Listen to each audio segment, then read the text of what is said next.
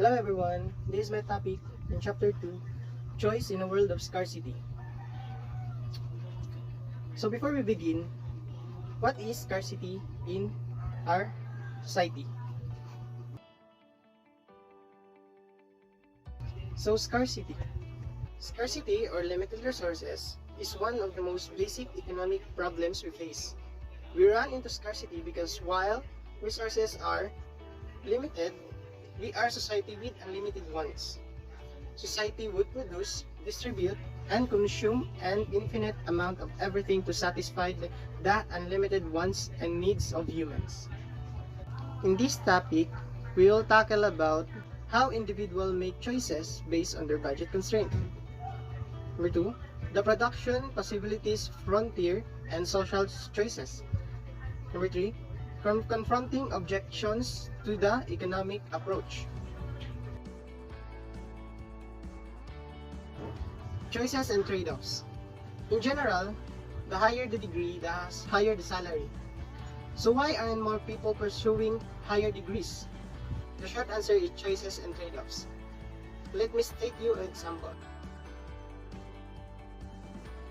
In economics, a trade-off is defined as an opportunity cost. For example, you may take a day off work to go to a concert, gaining the opportunity of seeing your favorite band, while losing a daily wages as the cost for that opportunity. Budget constraint. All possible consumption combinations of goods that someone can afford, given the prices of goods, when all income is spent, the boundary of the opportunity set. Opportunity set. All possible combinations of consumption that someone can afford, given the prices of goods and individual's income. All income does not need to be spent. Given the price of two goods and the budget amount of a budget constraint can be illustrated graphically.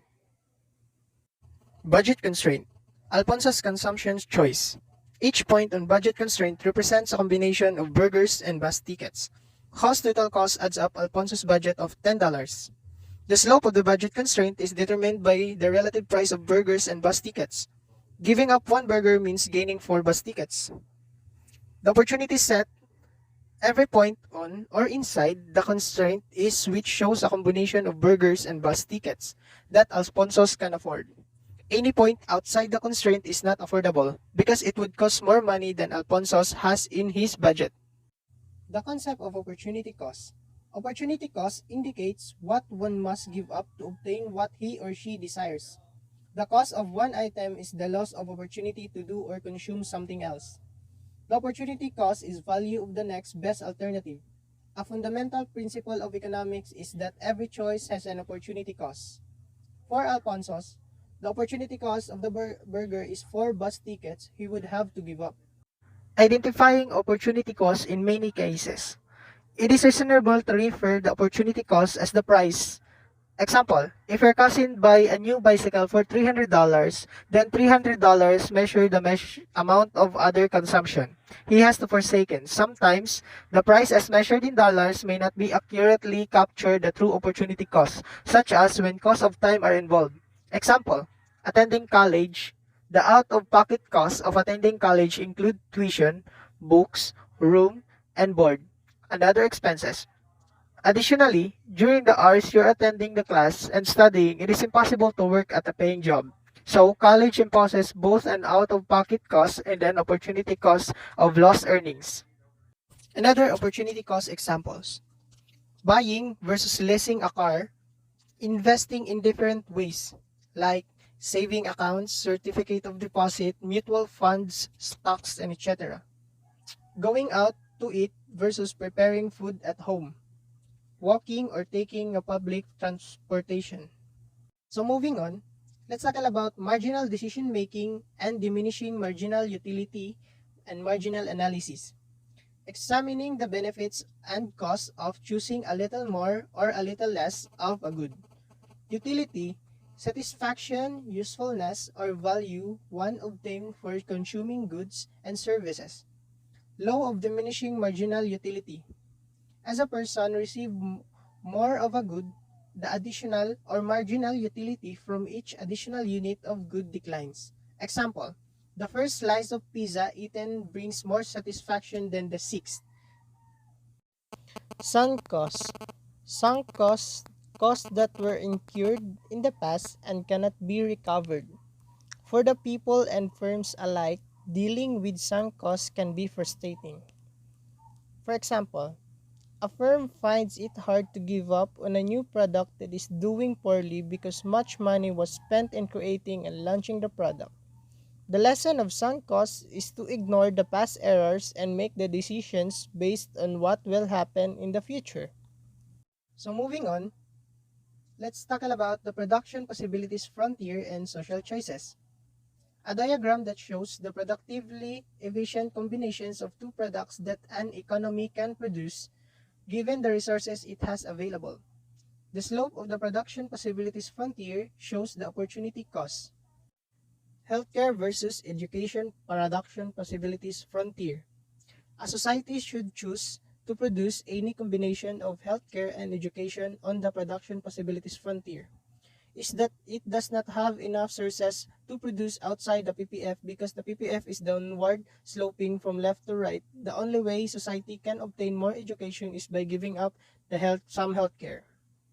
The curvature of the PPF shows as we add more resources to education, moving to the left right along the horizontal axis. The original gains are fairly large but gradually diminish by contrast as we add more resources to healthcare, moving from bottom to top of the vertical axis. The original gains are fairly large but again gradually diminish. The shape of the PPF and the law of diminishing returns. As additional increments of the resources of producing a good or service are added, the marginal benefit from those additional increments will decline. The law of diminishing marginal utility is a more specific case of the law of diminishing returns. Moving on, the PPF and the comparative advantage. How much of a good a country decides to produce depends on how expensive it is to produce it is versus buying it from different country. Countries tend to have a different opportunity cost of producing a specific good either because of different climates, geography, technology, or skills. Comparative advantage is when a country can produce a good at a lower opportunity cost than other country. The PPF and comparative advantage. The US PPF is flatter than the Brazil PPF, implying that the opportunity cost of wheat in terms of sugarcane is lower in the US than in Brazil. Conversely, the opportunity cost of sugarcane is lower in Brazil. The US has comparative advantage in wheat and Brazil has a comparative advantage in sugarcane. Confronting objections to the economic approach. Objections in understanding the economic approach to decision making. People, firms, and society should not act this way. The economic approach portrays the people as self-interested, but economics is not a form of moral instruction. Seeks to describe the economic behavior as it actually exists. Uses positive statements which describe the world as it is. These are factual tries to avoid normative statements which describe how the world should be. These statements are subjective questions of opinion. Invisible hand, concept that individuals' self-interested behavior can lead to positive social outcomes. Identified in Adam Smith, The Wealth of Nations, consumer will encourage the business to offer goods and services that meet their needs. It is possible that broader social good can emerge from selfish individual actions. Self-interest in economics does not imply self-interest in all aspects of life.